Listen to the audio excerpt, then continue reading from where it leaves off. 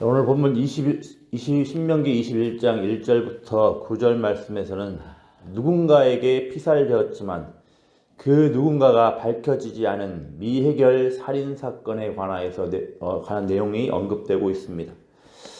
하지만 인간 편에서는 미해결 살인사건이겠지만 하나님 편에서는 미해결 사건이 없습니다. 하나님께서는 모든 것을 아시는 분이십니다. 그래서 이 하나님께서 선물로 주신 땅에서 살아가는 이스라엘 백성들은 미해결 살인사건이라 하더라도 무겁게 대해야 했습니다. 하나님은 모든 것을 아시고 하나님은 반드시 생명에 대한 책임을 물으시는 분이시기 때문입니다. 오늘 이 본문에서 눈여겨볼 사항들이 있습니다. 피살된 시체가 있는 장소에서 제일 가까운 성읍의 장로들이 하는 행동들을 눈여겨봐야 합니다. 자, 이들 장로들은 그 성읍에서 아직 부리지 아니하고 멍에를 매지 아니한 암송아지를 취하여서 사람의 손이 닿지 않은 골짜기에서 이 송아지의 목을 꺾어 죽여야 했습니다. 자, 이 의식이 무엇을 가리키는지 여러 의견들이 있는데 개인적으로 가장 일리 있다고 생각되는 의견은 다음과 같습니다. 먼저 이 의식에 나오는 송아지는 속죄 제물을 말하지는 않는다는 겁니다. 왜냐하면 피를 흘리지 않기 때문입니다. 속죄 제물이라는 것은 모두 다 피를 흘리기 때문에 자, 이 여기서 말하는 송아지는 속죄 제물을 말하지는 않는 걸로 보입니다.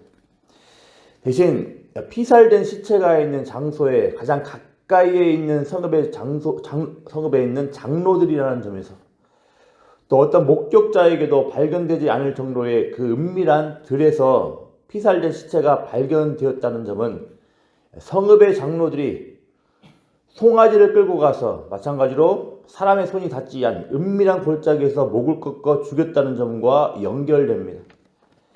즉 성읍의 장로들의 이런 행동들은 일종의 피살자에 대한 살인 행위를 상징한다는 겁니다.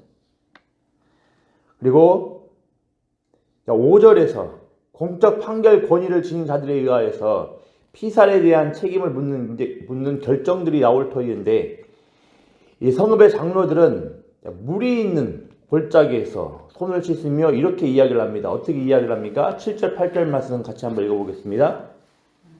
말하기를 우리의 손이 이 피를 흘리지 아니하였고 우리의 눈이 이것을 보지도 못하였나이다. 여호와여 주께서 속량하신 주의 백성 이스라엘을 사하시고 무죄한 피를 주의 백성 이스라엘 중에 머물러 두지 마옵소서 하면 그 피 흘린 죄가 사함을 받으리니 이렇게 말을 하고 있습니다. 성읍의 장로들은 암송아지를 죽인 사건과 연결하여서 이 암송아지를 목을 꺾어 죽인 그 사건들과 연결하여서 자신들은 아무런 책임이 없음을 지금 선언하는 겁니다. 암송아지의 그냥 목을 꺾어 죽인 사건은 이제 피살자가 살인됐는데 자, 그 사건을 상징한다는 점과 연결을 하면 이제 7절 8절에서 이 암송아지 죽인 사건과 연결됐던 장로들이 이렇게 고백을 한다는 겁니다. 자, 그래서 우리 장로들은 이스라엘 가운데 아무런 책임이 없음을 이렇게 선언을 한다는 겁니다. 자, 그럼 이런 의식들을 통해서 의도하신 교훈은 무엇이겠습니까? 결국 모든 생명에 대하여서 하나님께서 책임을 물으신다는 겁니다. 이 세상에는 억울하게 해를 당하거나 목숨을 잃는 사람이 많습니다. 무죄함에도 마치 유죄가 있는 것처럼 고초를 겪는 경우도 많습니다. 피해자는 있으나 가해자가 없는 부조리한 모습도 많습니다. 하지만 그렇다고 해서 하나님께서 무관심한 게 아니라는 겁니다. 하나님의 정의가 땅에 떨어진 것이 아니라는 겁니다.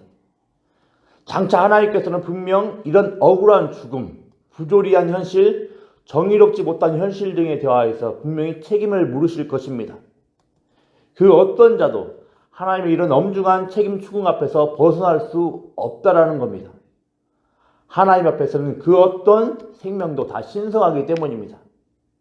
그래서 이 사실들을 보여주기 위해서 특별히 이스라엘 공동체 내에서 하나님은 모든 생명에 대하여서, 그게 미해결 사건이라 할지라도 모든 생명에 대하여서 신성하게 여기신다는 점을, 정의롭게 여기신다는 점을 분명하게 보여주시기 위하여서 이런 의식들을 행하시는 겁니다.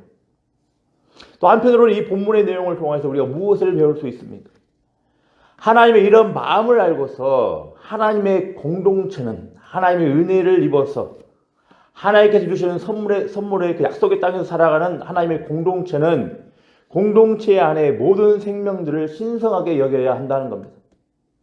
공동체가 책임의식을 가지고서 공동체 안에 무지하게 해를 입거나 억울함을 당하는 자와 연대할 수 있어야 한다는 겁니다. 당연하겠죠.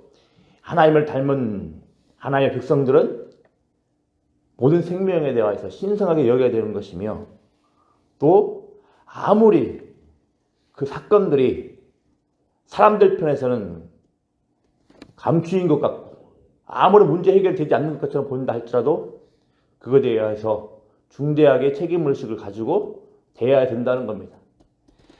10절, 14절 말씀도 어떤 면에서는 생명에 대하여서 동기 여기는 점과 어느 정도는 맞닿아 있는 것으로 보입니다.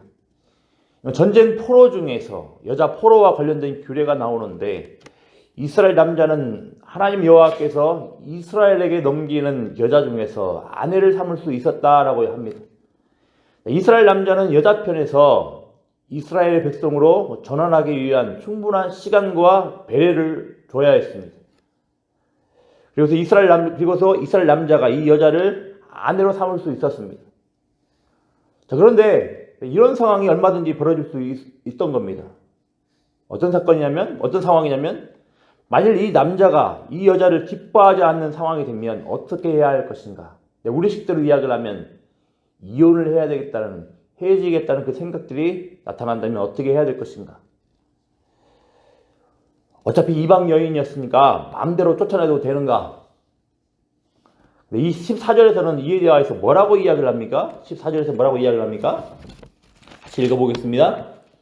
그 외에 네가 그를 기뻐하지 아니하거든 그의 마음대로 가게 하고 결코 돈을 받고 팔지 말지라. 네가 그를 욕보였은즉 종으로 여기지 말지니라. 아멘.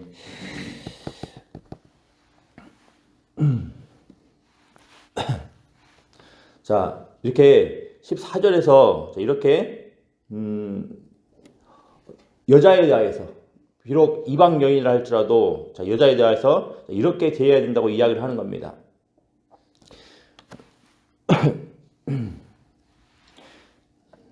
자, 마음대로 가게 해야 한다고 말합니다. 결코 돈 받고 팔지 말라고 합니다. 마치 이 말은 전쟁포로처럼, 마치 물건처럼 대하지 말라는 겁니다. 왜이겠습니까? 이스라엘 남자가 여자를 욕보였기 때문에, 그러니 종으로 여기지 말라고 하는 겁니다. 이 말은 강제 결혼을 해서 성관계를 가졌으니 이제부터 중요한 건 이 여자를 이스라엘의 언약 백성들처럼 대하라는 겁니다. 이스라엘의 언약 백성들처럼 이 여자 또한 자유인이 되었기 때문에, 자유의 신분이 되었기 때문에 함부로 대하지 말라는 겁니다. 종이나 노예로 대하지 말라는 겁니다. 그래서 함부로 내쫓을 수가 없는 겁니다. 이에 대해서 우리가 또 이렇게 생각해 볼 수 있을 겁니다. 성별이나 어떤 피부색이나 어떤 빈부격차나 어떤 외모나 출신 등과 관련 없이 하나님께서 은혜로 구원하신 그 공동체 안에서는 다들 동일한 자유인이라는 사실들을 꼭 기억을 해야 됩니다. 더 나아가서 우리 확대 적용할 수 있겠습니다. 우리가 살아가는 이 세상 가운데에서 앞서 말한 성별이나 어떤 피부색이나 빈부격차나 어떤 외모나 출신 등으로 인하여서 불이익을 받고 있거나 그리고 여러 가지 차별 대우를 받고 있을 때 하나님의 공동체는 이들의 편에 서서 연대할 수 있어야 된다는 겁니다. 오늘 주일입니다. 교회는 예수 그리스도 안에서 하나님의 은혜로 자유인이 된 자들입니다. 당연히 그래서 서로를 존귀 여기며 또 하나님의 마음을 품고 우리에게 본질적인 생명을 주신 하나님을 예배하며 또 하나님께서는 생명의 하나님이신 하나님께서 기억을 하고서 이 땅에 있는 많은 생명들을 모든 생명들을 존귀 여기며 또 신성히 여기는 은혜가 있어야 되겠습니다. 오늘 하루 하나님께서 우리에게 은혜로 주신 그 자유인이라는 그 사실들을 생각을 하면서 하나님의 은혜 앞에서 감사로 또 기쁨으로 영광을 올려드리는 복된 예배가 되기를 기도합니다. 기도하겠습니다. 아버지 하나님, 하나님의 엄중하시며 하나님의 엄위하신 그 판결과 공의와 정의 앞에서 우리가 정직하게 생활할 수 있도록 은혜 더하여 주시길 소망합니다. 아버지 하나님, 하나님께서 모든 생명을 신성히 여기시며 하나님께서 모든 생명에 대하여서 정의롭게 여기신다는 그 사실들 앞에서 우리 또한 마찬가지로 하나님의 생명들을 존귀히 여길 수 있도록 은혜 더하여 주시길 소망합니다. 우리가 이 땅 가운데에서 하나님의 이름으로 정말로 불의한 많은 일들이 나타날 때였는데 하나님의 성품을 담아서 정의를 추구할 수 있도록 은혜를 더하여 주시길 소망합니다. 또 한편으로는 아버지 하나님, 이 땅에 있는 모든 불의한 것들, 모든 억울한 것들, 모든 부조리한 것들이 장차 하나님 편에서 온전히 확실하게 드러나는 것을 우리가 깨닫게 하시고 우리가 이 땅 가운데 살아갈 때 이런 하나님에 대하여서 두려워하게 하여 주시고 하나님을 경외하며 살아갈 수 있는 복된 은혜가 있을 수 있도록 은혜 더하여 주시길 소망합니다. 아버지 하나님, 간절히 원하고 바라옵기는 우리 예수 그리스도 안에서 동일한 자유인이 되었다는 사실들을 기억할 수 있도록 은혜 더하여 주시길 소망합니다.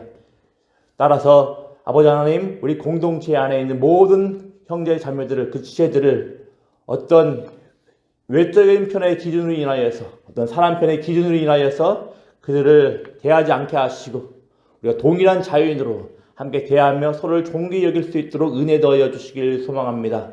오늘 주일 예배를 드릴 터이었는데 우리에게 온전한 자유를 주신 아버지 하나님을 아버지 하나님께 온전히 영광 올려드리며 온전히 아버지 하나님께만 우리의 모든 기쁨을 드리는 복된 예배가 될 수 있도록 복을 내려 주시옵소서. 감사를 드리며 예수님의 이름으로 기도드리옵나이다. 아멘.